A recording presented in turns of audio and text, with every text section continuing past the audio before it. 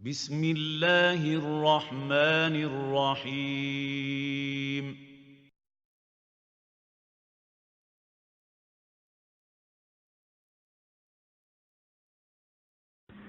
السلام علیکم ورحمۃ اللہ وبرکاتہ۔ فضیلت الشیخ محمد بن جمیل زینو رحمۃ اللہ علیہ کی مشہور و معروف کتاب توجیحات اسلامیہ کے اردو ترجمے کا 32واں درس، جس کا عنوان ہے رسول اللہ صلی اللہ علیہ وسلم کی اطاعت کے متعلق چند احادیث، سماعت فرمائیں۔ جیسا کہ نبی کریم صلی اللہ علیہ وسلم کا ارشاد ہے،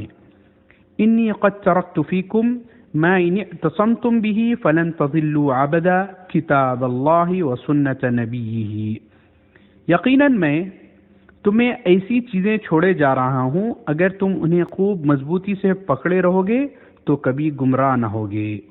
اللہ تعالیٰ کی کتاب اور میری سنت۔ دوسری جگہ نبی کریم صلی اللہ علیہ وسلم نے ارشاد فرمایا، علیکم بسنتی و سنت الخلفاء الراشدین المہدیین تمسکوا بها، تم میری اور ہدایت یافتہ خلفاء راشدین کی سنت لازم پکڑو اور اسے خوب مضبوطی سے پکڑے رہنا۔ تیسری جگہ نبی کریم صلی اللہ علیہ وسلم نے اپنے لخت جگر فاطمہ بنت محمد رضی اللہ تعالی عنہا سے مخاطب ہوتے ہوئے فرمایا، یا فاطمہ بنت محمد سلینی من مالی ما شئتی لا اغنی عنک من اللہ شیئا،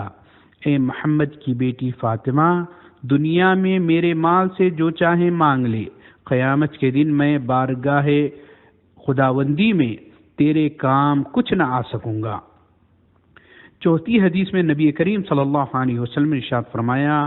من اطاعنی فقد اطاع اللہ ومن عصانی فقد عصى اللہ، جس شخص نے میری اطاعت کی اس نے اللہ کی اطاعت کی، اور جس نے میری نافرمانی کی وہ اللہ کا نافرمان ہوا۔ پانچویں حدیث میں نبی کریم صلی اللہ علیہ وسلم نے ارشاد فرمایا، لا تطرونی کما اطرت النصارى ابن مریم فانما انا عبد فقولوا عبد اللہ ورسولہ، میری تعریف میں اس طرح مبالغہ آرائی نہ کرنا جس طرح عیسائیوں نے عیسیٰ علیہ السلام کے متعلق مبالغے سے کام لیا، میں تو صرف ایک بندہ ہوں، لہذا مجھے اللہ کا بندہ اور اس کا رسول کہا کرو۔ چھٹی حدیث میں نبی کریم صلی اللہ علیہ وسلم نے امت کو مخاطب ہوتے ہوئے فرمایا، خاطب اللہ الیہود والنصارى اتخذوا قبور انبیائہم مساجدا، اللہ تعالیٰ یہود و نصارہ کو تباہ و برباد کرے کہ انہوں نے اپنے انبیاء کی قبروں کو سجدگاہ بنا لیا۔ ساتویں حدیث میں نبی کریم صلی اللہ علیہ وسلم کا ارشاد ہے،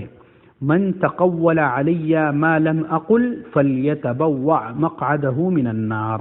جس شخص نے میرا نام لے کر کوئی ایسی بات کی جو میں نے نہ کہی ہو تو وہ شخص اپنا ٹھکانہ جہنم سمجھے۔ آٹھویں حدیث میں نبی کریم صلی اللہ علیہ وسلم نے مردوں کو حکم دیتے ہوئے بتایا، انی لا اصافح النساء،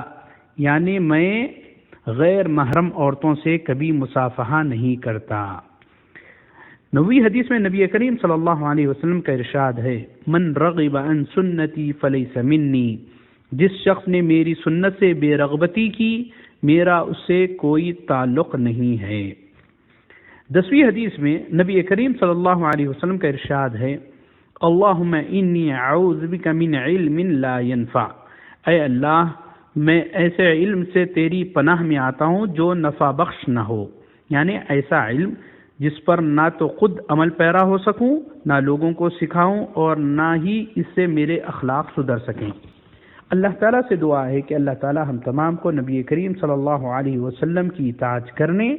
اور آپ کے تمام فرامین پر عمل پیرا ہونے کی توفیق عنایت فرمائے۔ والسلام علیکم ورحمۃ اللہ وبرکاتہ۔